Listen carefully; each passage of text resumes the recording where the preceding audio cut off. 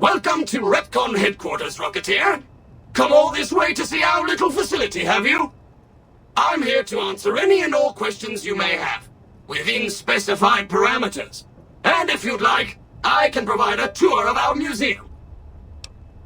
I can answer whatever questions you'd like, provided your query is limited to REPCONN history, research and development, or ROBCO. REPCONN's illustrious history began way back in 2054, shortly after the famous Delta 11 rocket was completed and launched. REPCONN's initial focus was on the development of fuel to be used in orbital propulsion, in response to the energy crisis of 2052. Sad times indeed. The company really took off when ROBCO purchased REPCONN in late 2076 to develop unmanned rockets to explore the solar system. Very well. Feel free to ask me more about REPCONN at any time. Don't be shy. The tour showcases REPCONN's amazing scientific contributions, and the promise of many more, coupled with its parent company, ROBCO. Excellent, excellent. Please be patient. The tour will begin in just a moment. Ready for the REPCONN tour, Rocketeers?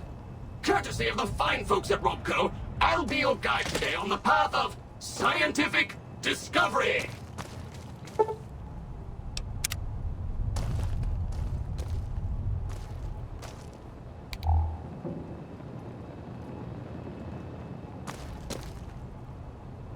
In the lead-lined case behind me is a spent radioactive rod from one of our old reactors. How may I stand too close? Let's move along, shall we? How may I serve you, mistress? Look here, a row of multicolored plasma fuels. Careful, they may look safe to drink, but your stomach is the last place they should be. Why the difference in cylinder size? Refining our production methods has resulted in higher yields of fuel over time. That's why.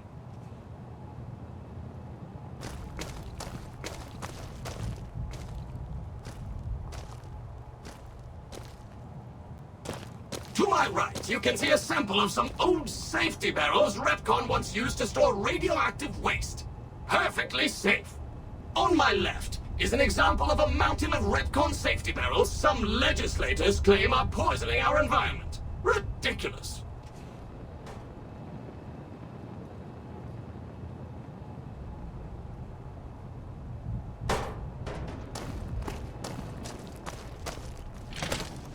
Behind me is our most recent rocket project, which we're keeping under our hats until launch, if you'll pardon the expression. And in front of me is a model, not actual size, of the launch dome we are using to send our rockets screaming into orbit.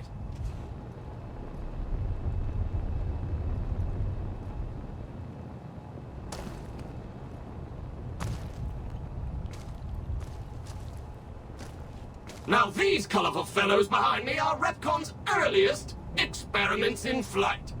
Feel free to read the plaques and learn, Rocketeers.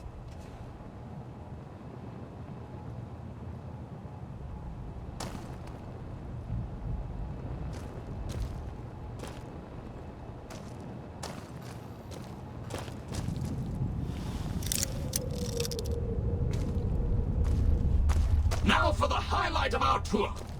Due to a generous donation from ROBCO, this next exhibit showcases the wondrous world of robots.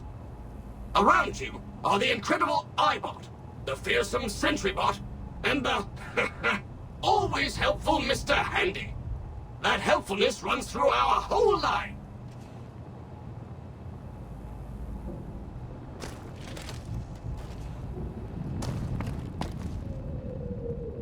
This is the final stop on our tour.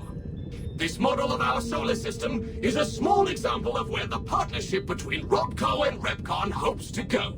See those little rockets zipping about? They are manned by robots, tirelessly looking for resources to mine on planets beyond our own. And that's it for our tour today, Rocketeers. ROBCO and its tiny partner REPCONN thank you. Any further questions? Please, feel free to ask.